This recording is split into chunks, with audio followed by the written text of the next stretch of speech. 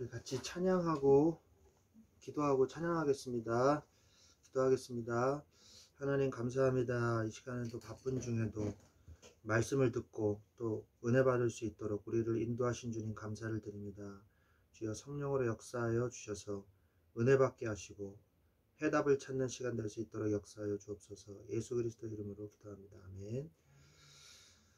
우리 모일 때 주 성령 임하리 찬양하겠습니다.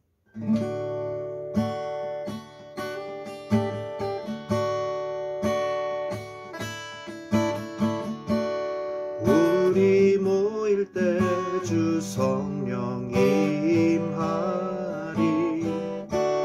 우리 모일 때 주 이름 높이리. 우리 마음 모아 주를 경배할 때 주님 축복하시리. 주님 축복하시리. 우리 모일 때 주 성령 임하리. 우리 모일 때 주 이름 높이리. 우리 마음 모아 주를 경배할 때 주님 축복하시리. 주님 축복하시리. 약할 때 강함 되시네.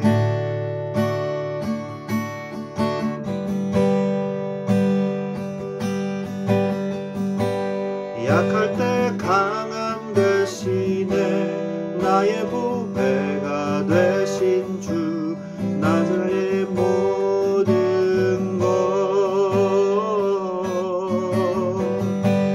주 안에 있는 보물을 나는 포기할 수 없네. 주 나의 모든 것 예수 어린 양 존귀한 이름 예수 어린 양 존귀한 이름 십자가 제사하셨네. 주님의 이름 찬양해. 주 나의 모든 것 쓰러진 나를 세우고 나의 빈 잔을 채우네. 주 나의 모든 것 예수 어린 양 존귀한 이름 예수 어린 양 존귀한 이름.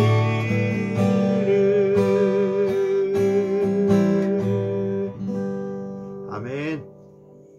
안녕하세요. 네, 우리 하나님 말씀 볼까요? 예, 하나님 말씀 보겠습니다.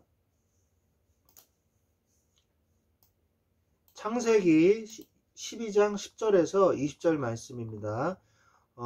글씨 보이십니까?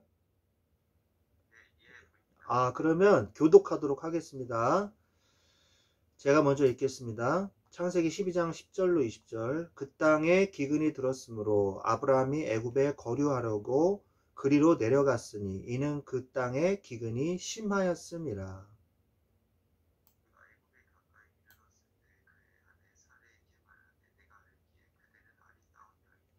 애굽 사람이 그대를 볼 때에 이르기를 이는 그의 아내라 하여 나는 죽이고 그대는 살리리니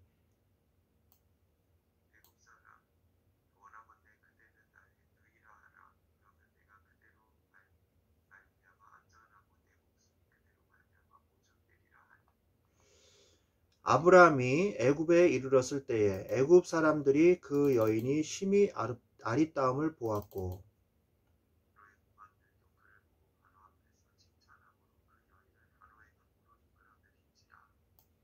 이에 바로가 그로 말미암아 아브라함을 후대함으로 아브라함이 양과 소와 노비와 암수나기와 낙타를 얻었더라.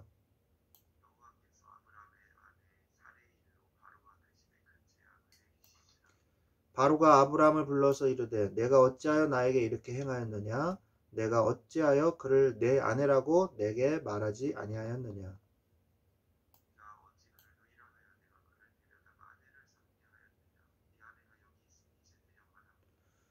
바로가 사람들에게 그의 일을 명하매 그들이 그와 함께 그의 아내와 그의 모든 소유를 보내었더라. 아멘. 네, 참 아브라함이 불신앙한 사건을 지금 기록을 하고 있거든요. 근데 정말 이해되지 않는 부분이 있어요. 그게 바로 뭐냐면은 아브라함이 불신앙한 거는 아브라함이거든요. 불신앙한 건 아브라함인데 누가 재앙을 받았죠?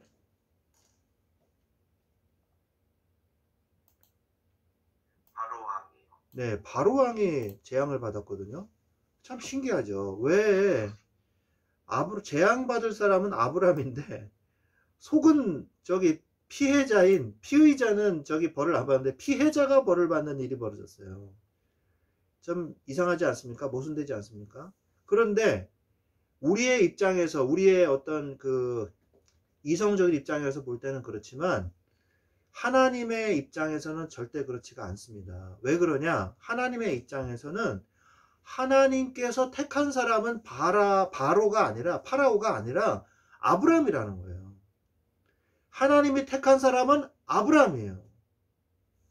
하나님께서 아브라함을 복주시기로 약속하셨거든요.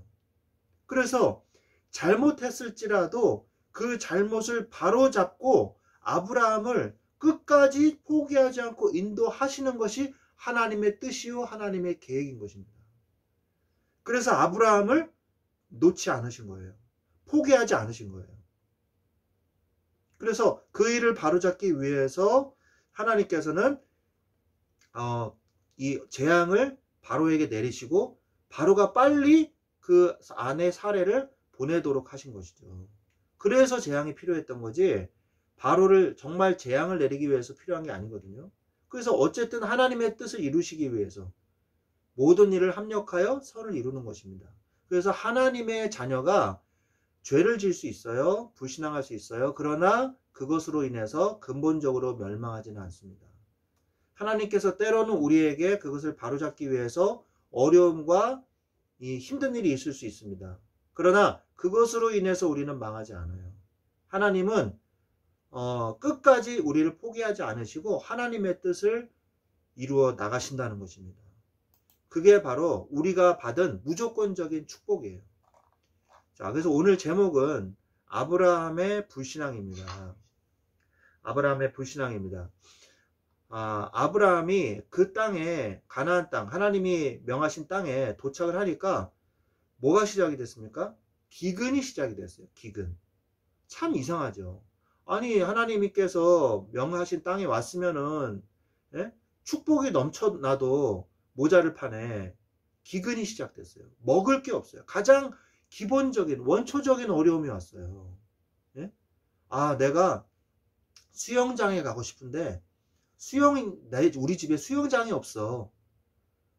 그거는 원초적인 그 어려움이 아니죠. 내가 벤츠를 타고 싶은데 나는 소나타를 타. 그래서 이게 참 불만이야. 이런 불만은요, 괜찮은 불만이에요. 안 해도 될 불만이에요. 근데 내가 당장 먹을 게 없어. 굶어 죽게 생겼어. 이거는요, 근본적인 원초적인 어려움이거든요. 아브라함한테 이런 문제가 온 거란 말이에요. 그래서 정말 이 어려움이 왔을 때 아브라함은 무슨 생각이 들었을까요? 하나님이 오라고 해놓고 왜 나한테 이렇게 어려움 주지? 이럴 수 있거든요. 그래서 아브라함은 어디로 내려가요? 애굽으로 내려간 거죠. 이것은 마치 이스라엘 백성이 출애굽해서 나왔잖아요. 출애굽해서 나왔으면은 예? 사흘길이잖아요. 3일이면 간단 말이에요. 애굽에서 가나안 땅까지 멀지 않습니다. 사흘이면 갈 길이에요. 4일이면 갈 길이에요. 4일. 4일이면 갈 길인데 몇 년이 걸렸어요? 40년이 걸렸거든요. 출애굽해서 나왔는데 왜 그렇게 많은 고난과 시험이 있었습니까? 그 이유가 뭘까요? 그것은 예수 그리스도를 믿는데 왜 이렇게 시험이 많은가라는 질문과 일맥상통할 수 있는 것입니다. 왜 이렇게 시험이 많을까요? 그 이유는 간단해요. 내 자신이 믿음에 서지 않았기 때문이에요. 믿음의 결단을 하지 않았기 때문이에요. 모세가 잠시 시내산에 올라가서 하나님의 말씀을 받고 십계명을 받고 내려오는 그 짧은 그 며칠 사이에 뭘 했어요?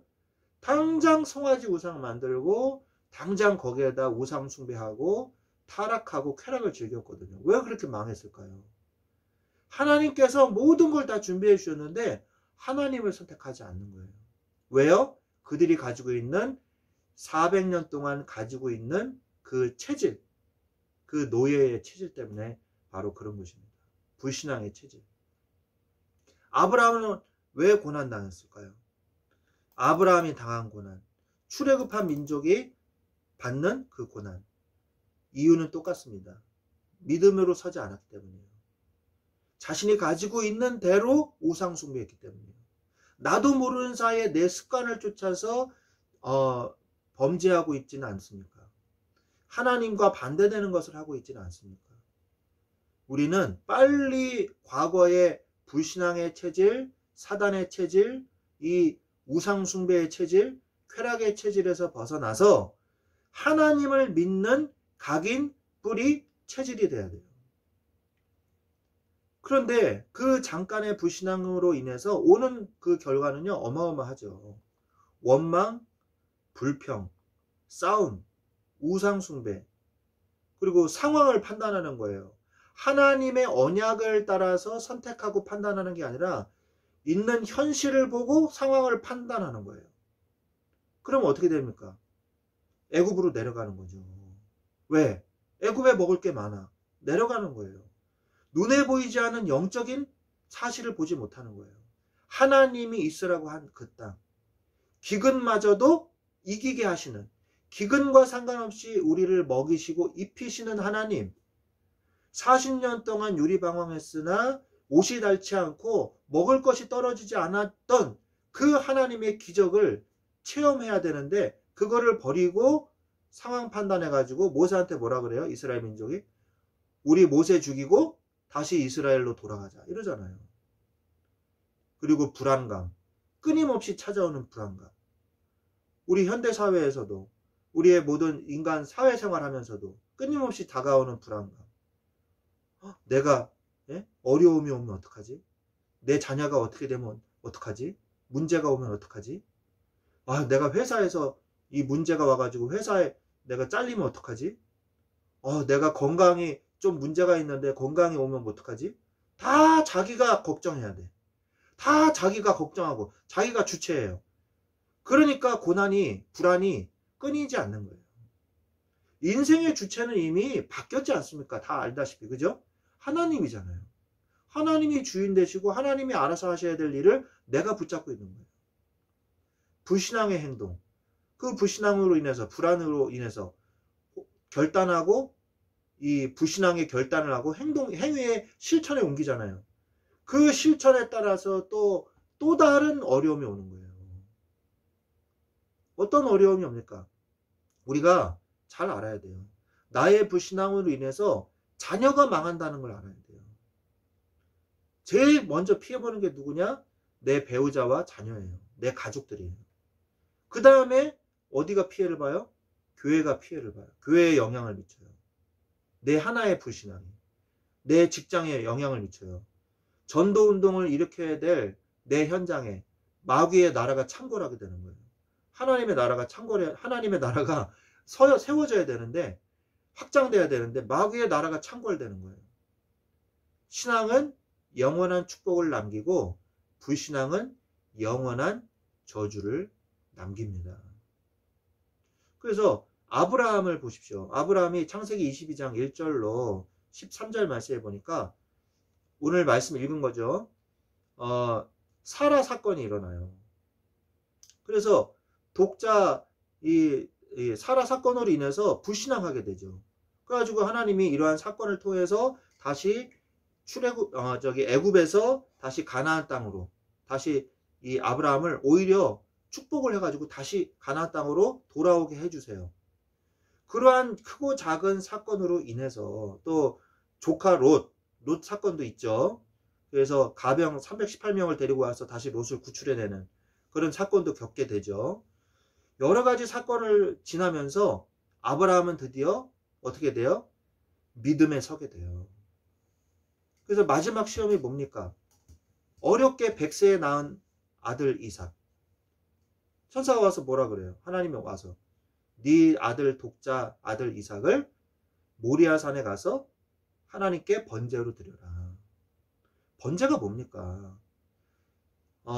이 재물을요 조각조각을 내가지고요 내장은 다 뜯어내고 그리고 불살로 다 밖에 버리고, 예? 그 다음에 그 재물 덩어리를 육신 그 고기 덩어리를 불 위에 놓고 하나님께 태우는 예배거든요. 그런데 아들을 그렇게 하라 그러는 거예요. 각을 뜨라고. 어떻게 그렇게 할 수가 있어요? 그죠? 근데 그것도 여러 아들 중에 한 명이 아니라 여러 아들들 중에 미운 아들 한 명이 아니고 아들이 한 명밖에 없어요. 그리고 하나님은 또 너무나 모순되게 그 너의 후손을 통해서 하늘의 별과 같이 모래알같이 너의 후손을 번성하게 하겠다고 말씀해 놓으시고서는 독자 아들 이삭을 하나님 앞에 드리라는 거예요. 인간의 생각을 뛰어넘는 이 일들이 벌어진 거거든요. 근데 아브라함은 어떻게 합니까? 묵묵하게 그 일을 수행을 해요. 어떻게 그럴 수가 있을까요? 하나님께서 말씀하신 것은 하나님이 이루실 것이라는 믿음이 이미 들어간 거예요. 그래서 다 타고 재가 된다 할지라도 하나님은 이삭을 다시 회복시킬 수 있어 라는 믿음이 있는 거예요. 그래서 그 믿음을 가지고 행한 것입니다. 드디어 아브라함은 후대들에게 이스라엘 민족에게 믿음의 조상 아브라함이라는 이 타이틀을 얻게 된 것입니다. 이삭은 어떻습니까? 이삭은 창세기 26장 10절에서 18절 말씀에 보면 이삭도 그 영적 문제를 되물림해 가지고요 자기 부인 아내 리브가를요 또 그랄 왕에게 팔아먹어요. 또 팔아먹어요.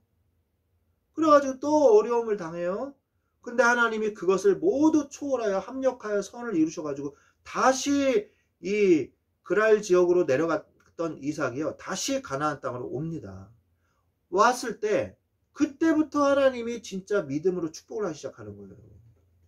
우리에게 하나님의 자녀된 우리에게도 어려움이 올 수 있어요. 힘든 일이 올 수 있어요. 근데 그 힘든 일이 중요한 게 아니라 그것을 통해서 하나님께서 우리를 믿음으로 더 세워가신다는 것을 우리는 발견해야 되는 것입니다. 믿음으로 우리를 세워가시는 거예요. 100배의 그 일이 리브가 사건 이후로 100배의 수확을 거뒀어요. 우리가 주일 강단 메시지를 통해서도 많이 들었지 않습니까? 그죠? 100년 먹을 양식이 나왔어요. 1년 농사를 지었는데 100년 먹을 양식이 나왔어요. 어마어마한 거 아닙니까? 그죠? 2배, 3배도 아니고 100배. 그러면서 샘의 근원을 얻었습니다. 샘의 근원. 이 샘의 근원은요, 마르지 않는 특징이 있어요.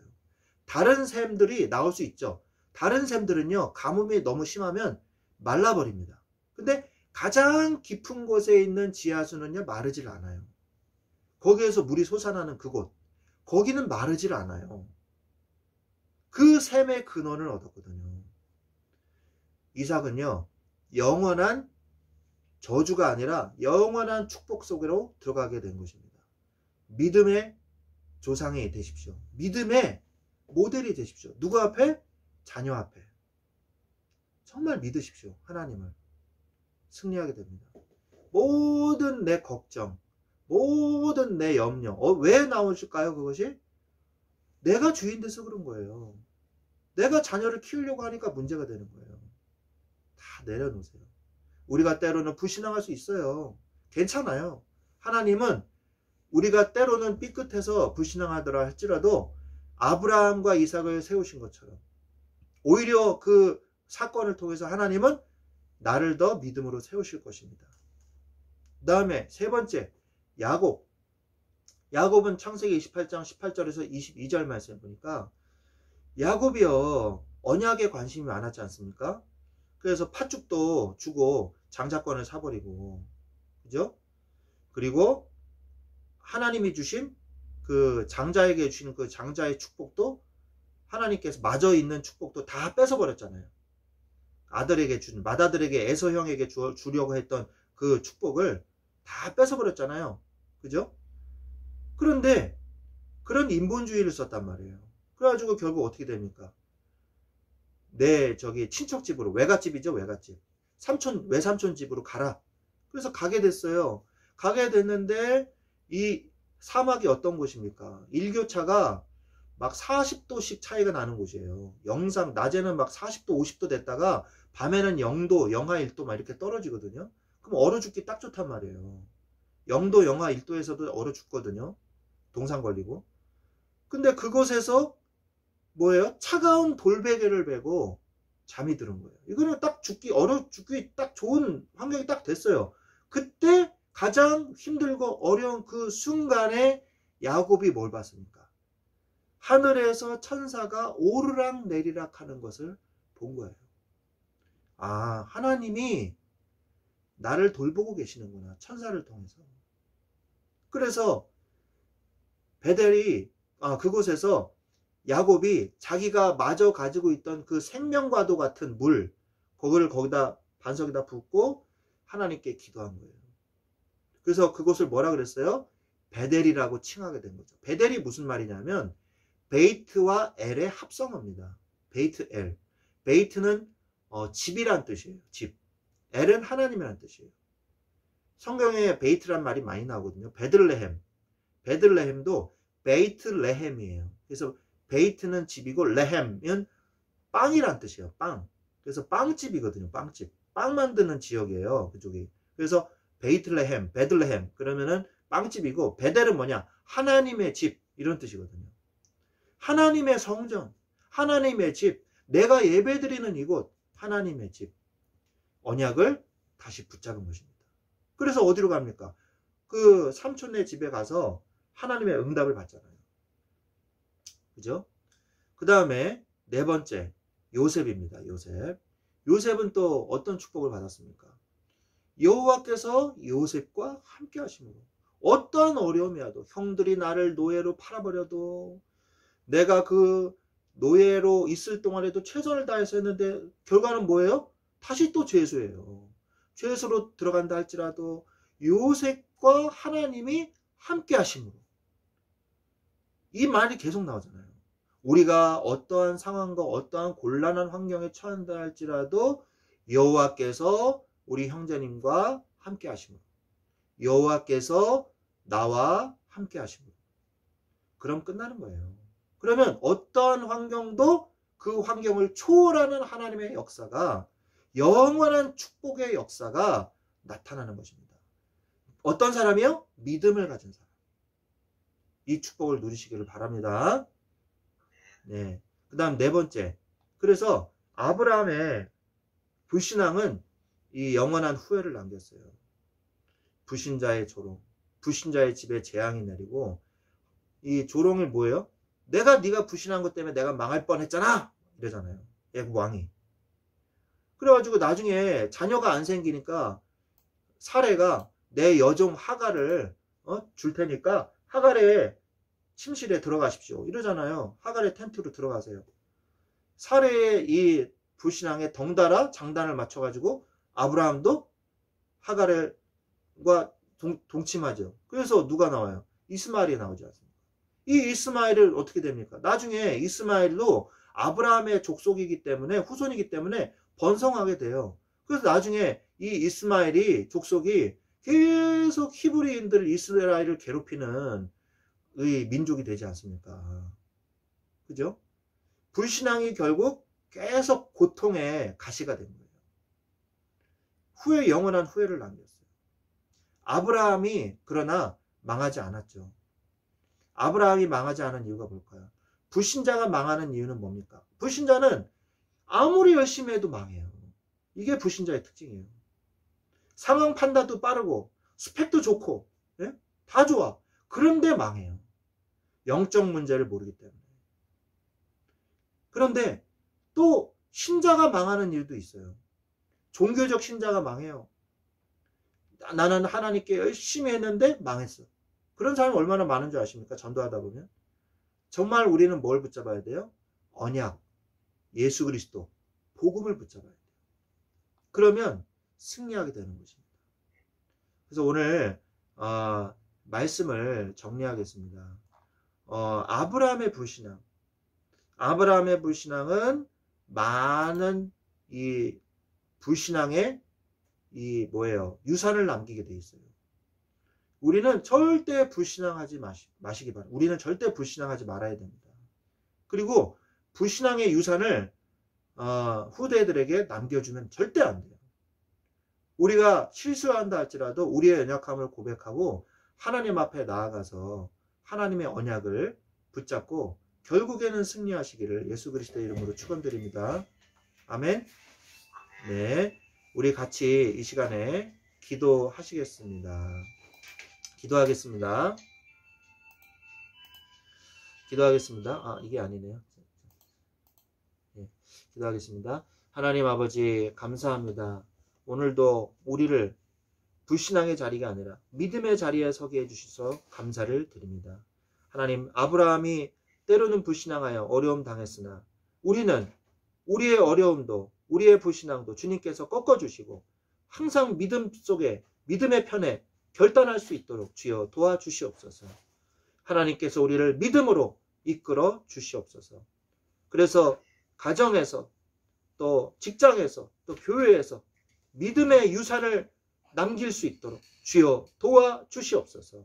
그래서 회사에서 말씀을 통해 통로가 되게 하시고 가정에는 믿음의 유산을 남길 수 있는 하나님의 자녀, 하나님의 언약의 사람 될 수 있도록 축복하여 주시옵소서. 감사를 드리며 지금은 우리 주 예수 그리스도의 은혜와 하나님 아버지의 지극하신 사랑하심과 성령님의 내주 인도 교통 역사하심이 아브라함의 불신앙을 이기고 하나님을 믿는 축복을 누리기를 원하는 우리 사랑하는 주의 자녀들 위해 그리고 그 가정과 직장과 그 교회 위에 지금부터 영원토록 항상 함께 계실지어다. 아멘. 아멘. 감사합니다. 네.